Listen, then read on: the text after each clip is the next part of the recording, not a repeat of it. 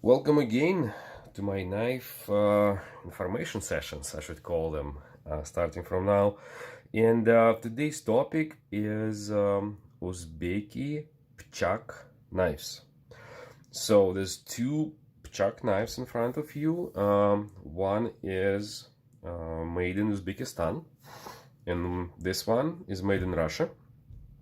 I have two of those specific knife types, and what I wanted to talk with you today is first of all the traditional PCHAK knives, what they are, some construction elements, how they made.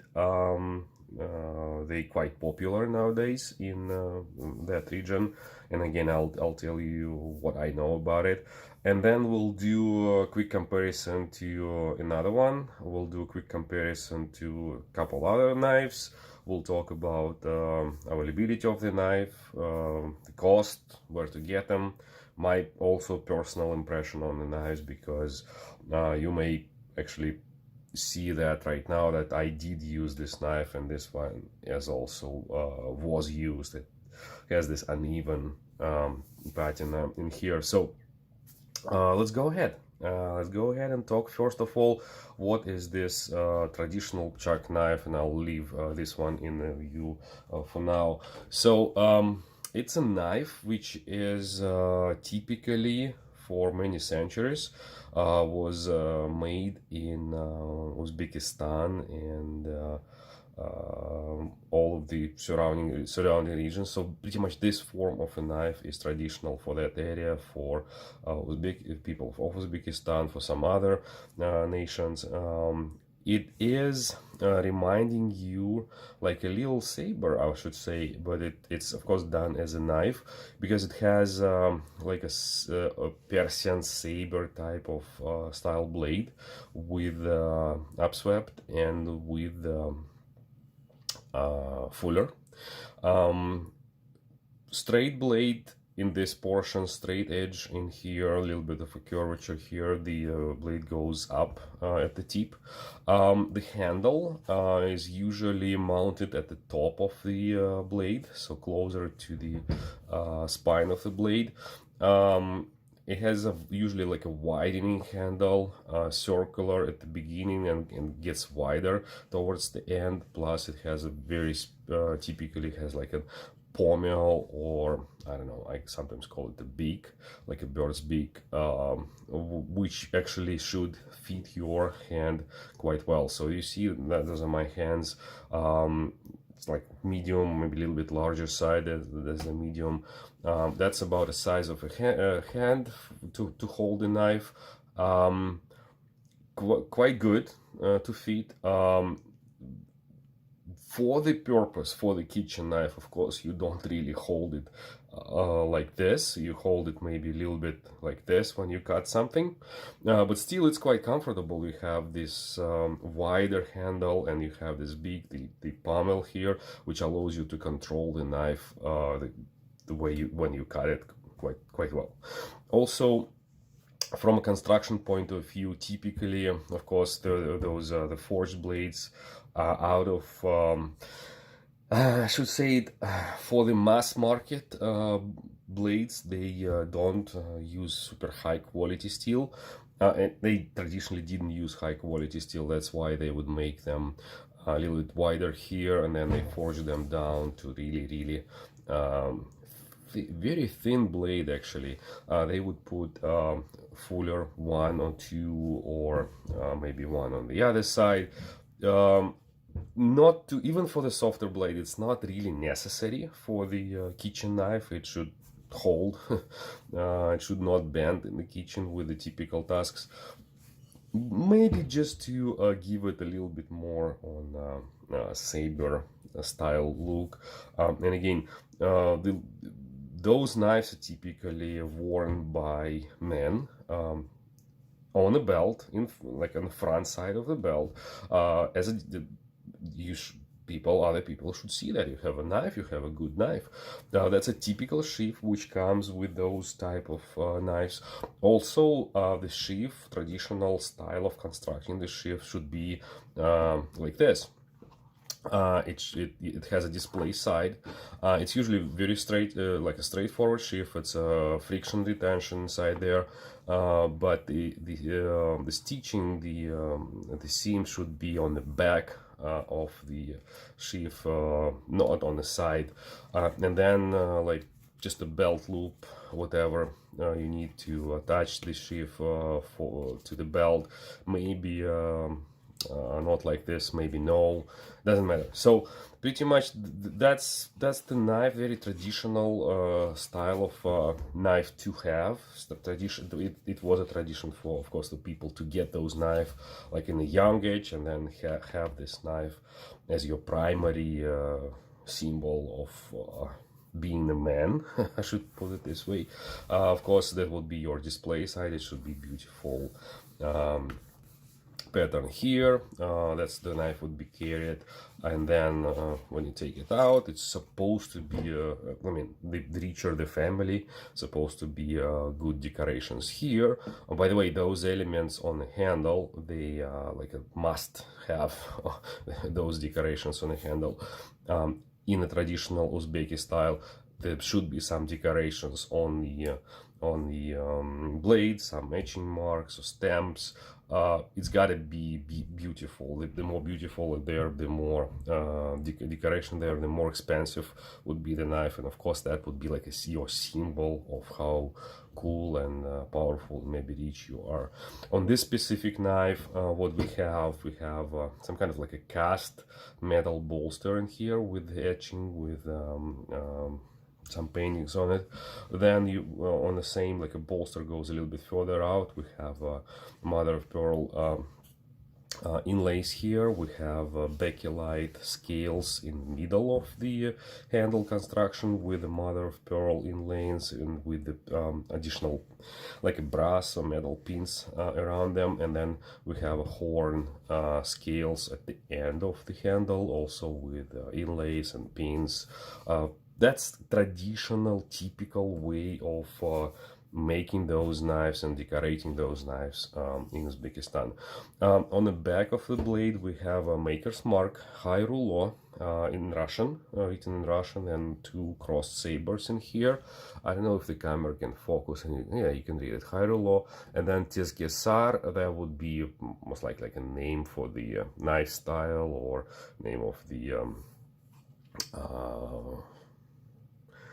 it's another name for the knife. My understanding, that's what it is. But again, this knife typically called PCHAK. That's what it is, PCHAK knife. On this side we have an etching on the blade, and again, I think you should see it through the video camera. This etching represents like a line of medieval warriors. Each of them most likely has some kind of like a helmet, cone helmet. Some of them, those helmets, you can kind of see that they have maybe feathers or some bands attached to the pommel of the helmet. They have rounded shields with some like a central part explicitly kind of, there's a dots here. You can see them. They have the feet, they have spikes, they have flags. This guy in the front kind of like has a bow here, like a curved bow, and on the other side he has his arrows on the over the other shoulder. That would be his head and shoulders, and his kind of like a shield, and one hand holding a sword in front of a shield. So it's not super quality type of etching, but you can get the general idea of what it is. And of course this line of the warriors would be quite typical for a few centuries ago, even in Middle Asia, Middle East over there. Kind of represents the big strong army. That's what this knife's supposed to also tell us. That's good and cool. And by the way, speaking about other attributes of this knife, it's not a small knife. As I said, it's actually a kitchen knife and multi-purpose knife, so that's why it shouldn't be small. It should have enough of a length to carry slicing all kind of veggies and meat and everything in the kitchen, as well as, if needed, taking the wood and splitting it for the fire. So that would be the knife of that person from that from ages from centuries ago, from that area, the knife for the person. So let's talk a little bit more about the construction of a knife and the other qualities of a knife. The way those knives are kind of became also well known is that, first of all, that they were not, how to put it this way, they were made out of not super hardened steel. So the way this edge, the way this edge is done, it's really thin edge, and it's so easy to sharpen and to strop and to like quickly adjust the edge as you actually cook. In the meantime, when you switch between the different edges, like, I don't know, if you slice 20 big carrots for your pilaf or plov, this will noticeably get dull, so you need to quickly kind of sharpen it towards the edge of the plate, maybe the back side of a plate, of a ceramic plate, and then you're good to go again. So that was like the use case which made those knives kind of known and popular. So they don't really require re-grinding of the blade, re-sharpening on any type of professional stone on a regular basis, unless of course you damage it and something else need to happen. So this thin blade, you quickly resharpen it on whatever you have in the kitchen, and then continue cooking. And of course those blades are for, if the person will have this knife all the time and use it for many years, those blades would wear off, and some of those blades, like the older ones, you would see they don't keep this shape for a long time. So this knife is a few years old. When I got it as a gift from my friend. It was not sharp at all. It was used quite a lot, and literally this super thin edge, it was kind of like almost bent over in a few spots. So I resharpened it super quick, and it's really sharp. Of course, it's shaving. It can slice a tomato, like a flat line tomato. It's good because it's also because it's super thin behind the edge, and it's kind of flat, not flat grind, but it's like a flat forged down to this super thin edge. What I don't like about the construction of this knife is that it's for the kitchen. It has this bolster which goes all the way to the blade, so I can't really use that portion of a blade for some precise cuts like on a normal kitchen knife, like European style kitchen knife. For the handle itself, it's quite comfortable because it's wide and it has this beak, but it's a very interesting story what's happening inside this handle.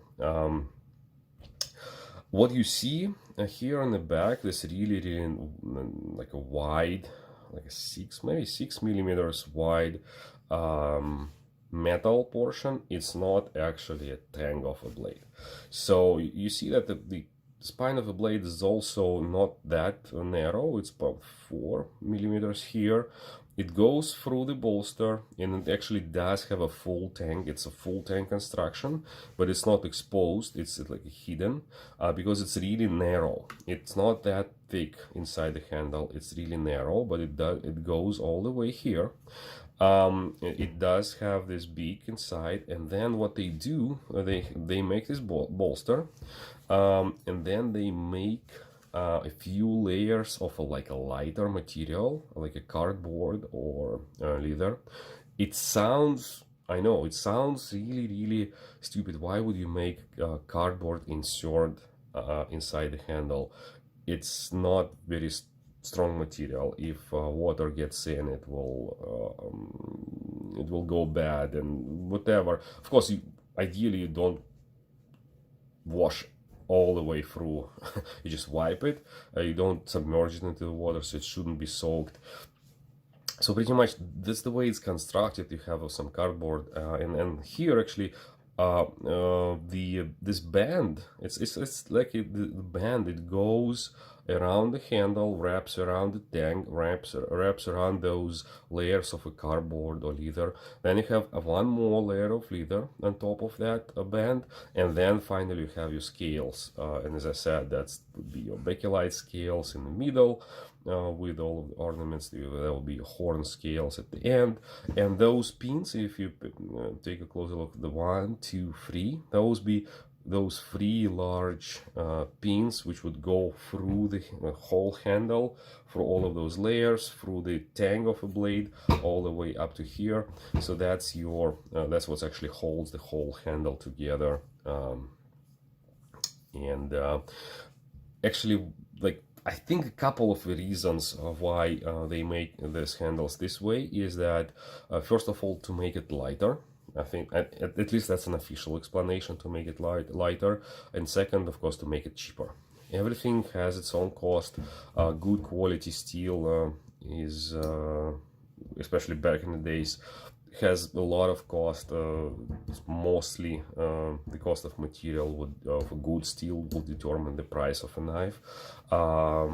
Labor, let's say, still relatively cheap, and was relatively cheap back in the day. So that's why you don't have this exposed full tang, this band is covering the back of a handle, pretending that it's a very, very big and strong handle, but in fact it's good enough, but it's not that strong, and it's not that heavy. So you can see that this handle, if that would be all steel, it wouldn't be balanced like this. So you see that the handle is relatively light, the blade is relatively heavy, so when you cut it and you have all of your push cuts and pull cuts, the blade is what actually makes most of a job here, not just like a heavier handle like in traditional kitchen knives. And by the way, let's compare.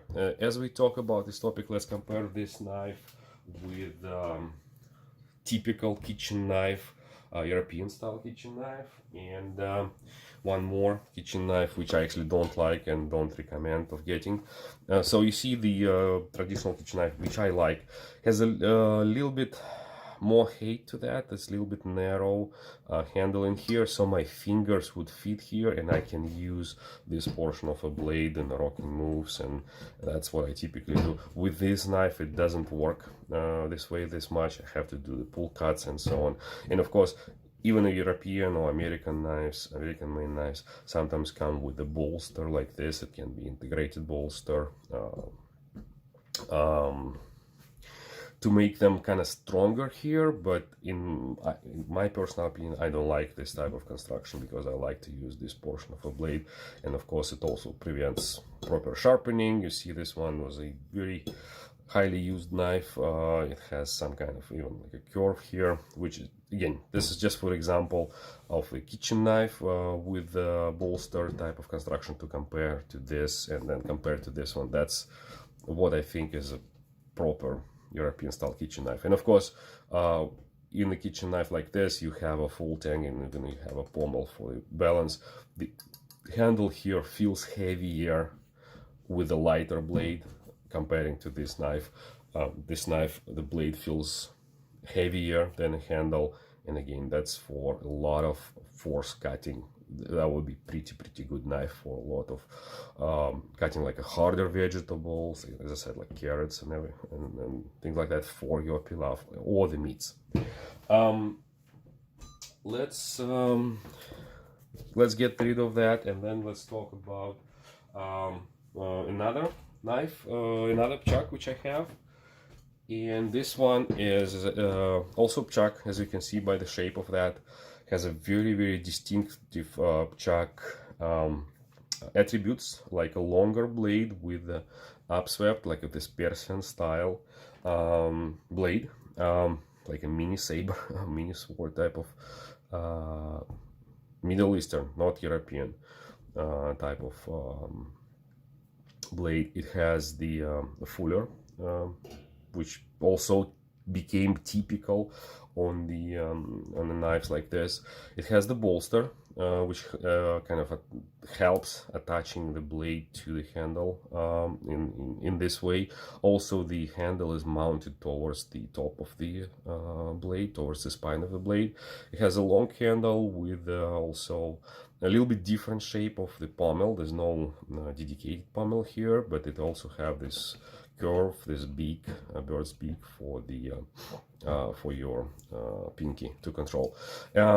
I got this knife in Moscow. It's a Russian-made PCHUK, and that's what they call it. This manufacturer who makes them. This, if you see this elephant here, the elephant mark. It's one of the companies who makes different kind of Russian knife in Nizhny Novgorod. I think this one is their PCHUK model. Both traditional PCHUKs and whatever this other companies make, they can be a little bit smaller lengthwise, they can be a little bit larger, maybe a little bit taller, and so on. Maybe the taller one would be more comfortable for kitchen use, as I can say. But this one, I did see this in Moscow in a shop, and I really liked it because, of course, it's a different level of a knife, level of construction. Of course, you can see the difference that it's a Damascus blade, it's a better made cast brass bolster, it's a really, really nice color and nice quality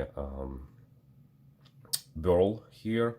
There's no secret things, secret layers of carbon here happening. It's a nice diameter, very comfortable rounded handle here, nice big here for the control of a knife. I can hold it both like this, I can hold it like this, even like pinch grip. Again, the bolster goes all the way to the edge, and I can't really do a lot of cutting here with this side of the blade on a cutting board. But anyway, this knife is for force pull cards. That's what it's really good, especially with this portion of the blade and this portion of the blade. It comes with a nice leather sheath, which is not of course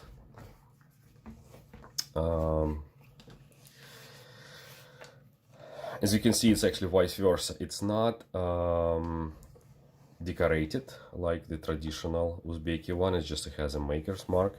It is done more or less in the Russian way, where the edge is on the side of the blade, and you have an extra layer of same thick leather here to form first, of course, internal protection for the blade and this stropping area as well.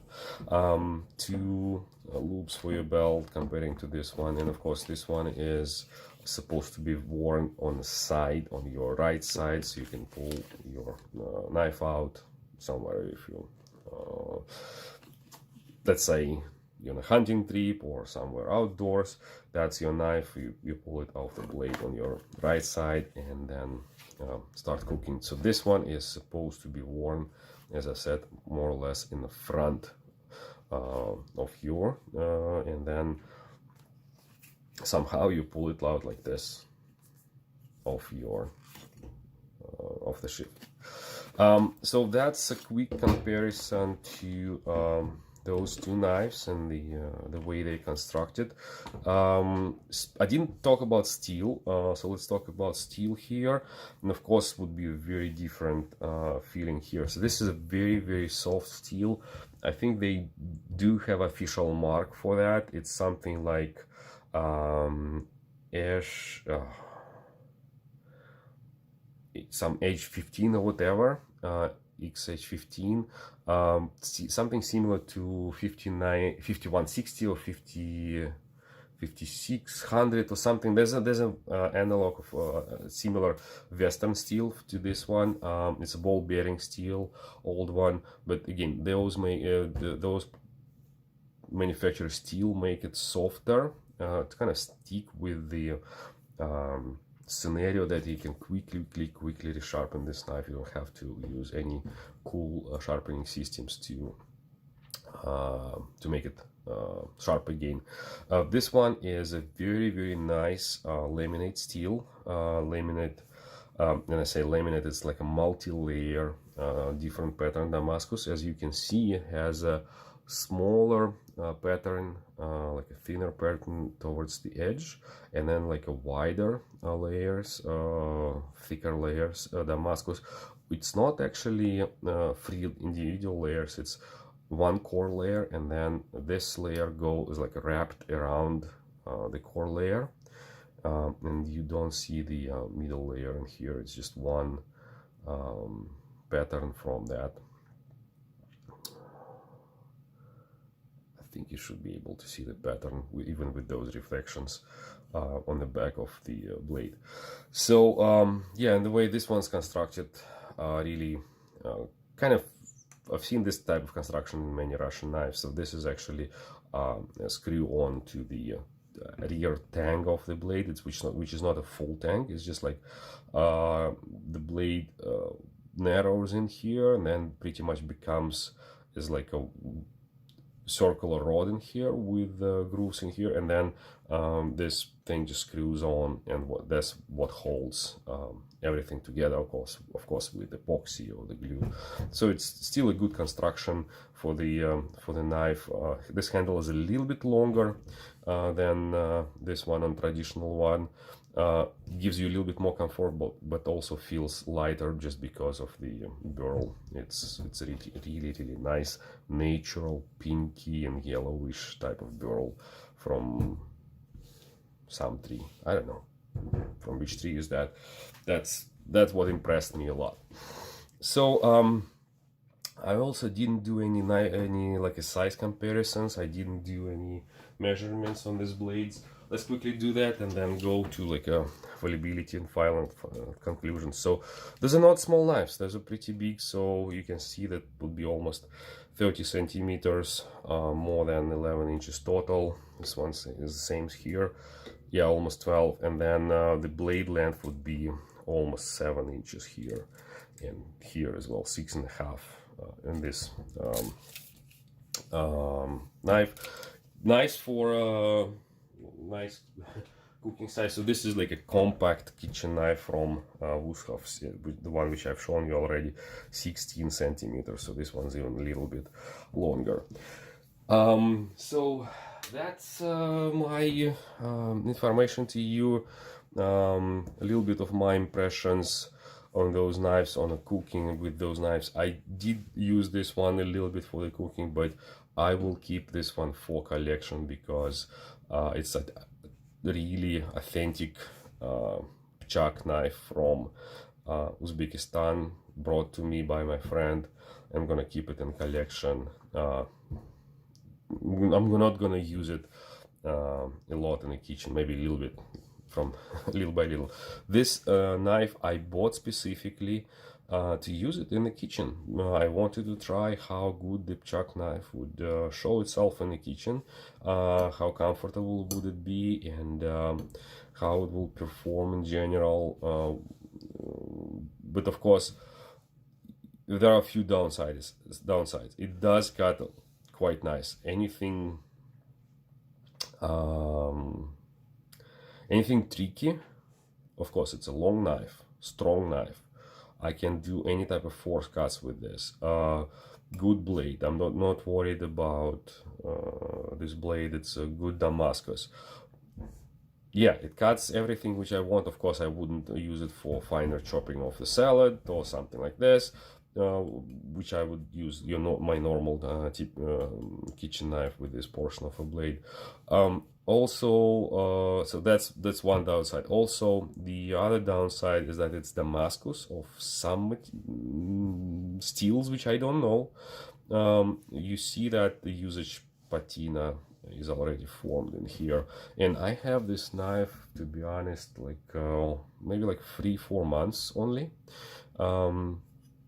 But it's good enough time to form a patina. You see that's where in this area where there will be less contact with food, it's lighter and it's darker here. Same on the other side, less contact with the food, lighter, etching from a blade, more contact with the food and acids and everything, darker blade, darker patina in here. That's another smaller issue with the knife. So if you're, let's say, want to get a kitchen knife, something like this, don't get unknown Damascus. Make sure that it's not just a display case or rare use case type of knife. Make sure that you're okay using Damascus, which will react with food in your kitchen. I still use it, but usually not for veggie prep anymore. It's more for meats, for something which is less acid in there. Plus, it's pretty thick. Some things you don't want to cut with a super thick knife, but it's relatively thin by the edge, and this one is even relatively thin behind the edge. This one's even thin, and this one is like really sharp. Again, it passes the tomato test easily. This one, not really. It shaves, but it wouldn't pass the tomato test unless I would be doing the tricks like really pulling this knife through tomato. So that's my initial impressions of the knives, what I know about them. Two more things to cover in this, again, relatively long video. I don't apologize for that, because I like to tell you a lot of information about those knives. You know me. Cost and where to get them, and then a little bit more of my thoughts about influences about the construction of those knives as a bonus. This knife, the biggest surprise maybe for you will be that how inexpensive this knife is. Look at this from very generic point of view. You go somewhere, you travel somewhere, you're trying to find something handmade, traditional, and something which you can actually use. So this knife, surprisingly, even in Moscow, in a lot of online stores, in a lot of knife shops, you can get this knife in under $100 price range easily. If you're lucky, it will be closer to about $50. And what is $50? $50 is not that little money, right? $50 is $50. It can feed a family. But first of all, what's the price of a typical kitchen knife? Like this, from Germany, way more. What's the price of anything which is handmade with a lot of ornamentation, some work? Typically, way more. How much money people would spend on stupid souvenirs, like plates, fridge magnets, something like that. Sometimes more than that. So, if it wouldn't be a gift for me, I would buy one. Just to have one in collection. It's a handmade knife. It's not the perfect quality. It has some issues the way it's done. It also has somewhere already, maybe from a prior usage, maybe it was even done like this. You see that's not ground perfectly here. I feel those edges here. I feel those gaps. I see those there's not very good fit between those liners and the different materials in here. I can feel all of that, and that's not because of the usage. It's the way it was done. This knife was done this way. It's far from perfect, but it's handmade. It's sharp. It is very sharp, and it can be used as a kitchen knife. It can be used as a kitchen knife, maybe just to be given to your guests to self-cook some meat and so on. So that's absolutely possible. This one is on contradiction, is way more expensive because it's Damascus and also handmade in Russia, better materials. But I got it in a store because I wanted to use good quality kitchen style PCHUK in here, and I'm using this. This one is, again, as I said, it's gonna be a souvenir. So how you can get it outside of Russia, outside of Uzbekistan.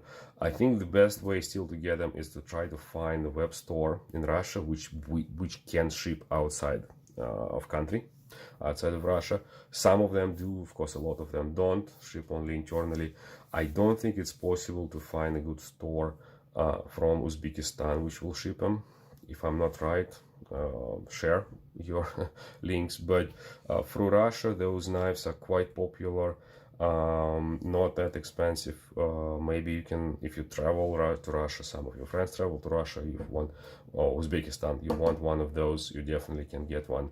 There should be no issues to buy and transport even like a large knife, even with not so perfect knife laws, which sometimes don't like people buying and owning and transporting like a larger, longer, thicker knives with the fullers, which usually are attributes of fighting knives or whatever, military knives or swords. But usually in all the post-Soviet countries, post-Soviet republics, they know of that issue. They will give you with the receipt some kind of certificate that it's okay to own this knife. It's a kitchen knife. It doesn't, it's not a prohibited item. You can use it. You can pretty much get around with this, get it back to your hotel, put it in luggage, then go through the airport security with that luggage without any issues, as I did, for example. I had a few knives in my luggage. They've seen it when I was checking in a bag into the airport security. I said, yeah, that's just the knives, kitchen knives, which I bought. I have all the papers. If you want to take a look at those papers, I'll show them to you. They said like, nope, fine. That's fine. Just check in the luggage. Nothing, no knives in the carry-on, and I'm out. I'm good. That's it. So as I said, this one would be somewhere around those similar type of knives would be somewhere in between $50 and maybe $100. Of course, there will be more expensive ones with better incrustation, better handwork. More expensive ones, up to you. This one's a little bit more expensive, but it's made in Russia, of different materials, handmade Damascus, really nice burl, nicer leather sheath. And again, I'm using this because I don't want actually to sharpen this one too often and thin out the blade. I wanted to keep this knife as collectible items, and this one is the user knife. And by the way, what I didn't mention, when I say soft steel, I think what they mean by soft steel, they mean the hardness about 50 units, and this one is about 58 to 60. That would be your hardness for those two different blades. 50 is a little soft, as you can tell. So that's the main information which I wanted to give you. Now a little bonus. If you want to stay with me for a couple more minutes, first bonus comparison of those knives is to another knife, but not from exactly the same region, but I think it was influenced by the very similar Persian traditions, Persian style. It's a Greek knife from Crete. It says Crete here. That's a shape of the island here. It's a very cheap touristic quality type of knife. I don't know why I even polished that. It doesn't make sense. But as you can see, it's a very similar element of construction is this pommel here, which kind of connects the blade to the handle. In terms of blade shape, it does have this upswept tip, but it's not as distinct Persian style as those two. It's a little bit different. It's more like a clip point style of blade. That's fine. Also, this knife has this rounded and a little bit more like an extended back of a handle, kind of like a pommel side of a handle. Also very similar to some kind of idea which this knife has, that at the back of a handle it should be quite comfortable for your palm. But in here, this is traditional Cretan knife. It has this V style pommel, which I don't know why is this one made. It's probably a topic for the separate discussion. But from a style point of view, you see some similarities, right? The pommel construction, the general construction of the knife, not the pommel, the bolster construction, a little bit on the back of a handle and a little bit of a tip. But they are from different countries. Uzbekistan is Caspian Sea. No, sorry, my geography is wrong. Okay, somewhere in that vicinity. Crete is in the middle of Mediterranean, but I think historically, I don't know if this predates the Persian Empire, this style of a blade, probably not, but from the Persian Empire, which expanded through the whole region of Mediterranean and all of that, probably it did influence a lot of Turkish knives, a lot of knives from that region, and a lot of knives from Middle East, Middle Asia, things like that. So that was bonus number 1. And bonus number 2, actually, to do that, I will again rearrange those knives. So that's your original PCHUK knife. That's the Russian version of the PCHUK knife. You see some differences already in the handle. In here, why is it coming from like this? Because I think now in Russia it's quite popular to make those knives in this type of pattern. It's a hunting knife, Russian style. As you can see, very kind of close approach to making the knives from those Russian makers. You do have this nice pattern bolster for the knife. You do have a burl handle, but in this case it's different types of burl, different colors, and you have a back pommel. I think those are also screw on, not only glued on. They screw them on to the inside the handle on the back of a tank, just for the more solid construction.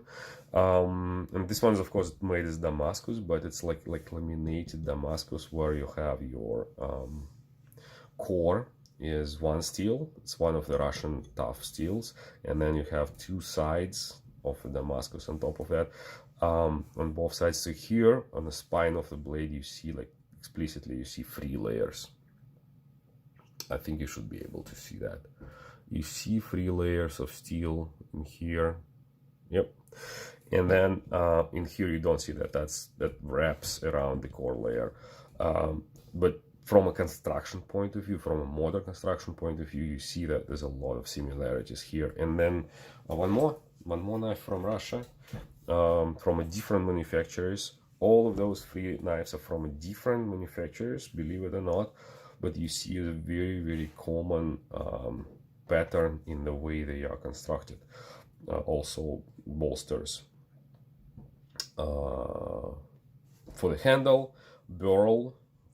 I like this wood. I like this burl. This one is green. I don't even know if it's painted or natural color. This one's Bulat. It's not Damascus, but take a look. Very similar approach to construct the knife handle, except this one doesn't have a full pommel here. It has just a tiny one. And I think that principle of construction what influenced this specific master to make his own version of the traditional PCHUK blade. So that would be your bonus comparison number 2, with the typical way of what Russian masters make knives nowadays, like some hunting knives. And by the way, does it look familiar? The sheath, very similar style of construction as this one, like pretty much brothers. Again, different makers, different type of knives, very similar approach to implement them. I think that's it. I think that's it for today. Thank you for watching, and thank you for sharing all of those memories and stories with me. Thank you, my friend Seva, for giving me this knife as a gift. And if you have any questions, let me know. If you want me to point you to the specific direction, to specific links where you can find a more description of those knives, the prices, I will definitely help you with that. The only thing, I don't know exactly which stores will ship outside of Russia, which stores will not ship outside of Russia. That may change with the time. But if you like those kind of knives, I think they're worth considering for collection, for the something unique from specific area, from specific country, and something which also can be used, something's quite usable. One more time, thank you for watching. If you have any questions, I'd be glad to help you. If I did say something wrong, again, correct me. I'm always interested to learn a little bit more about knife history, about knife construction, knife making, about traditions, and so on. Third time or fourth time, thank you, goodbye, have a good day.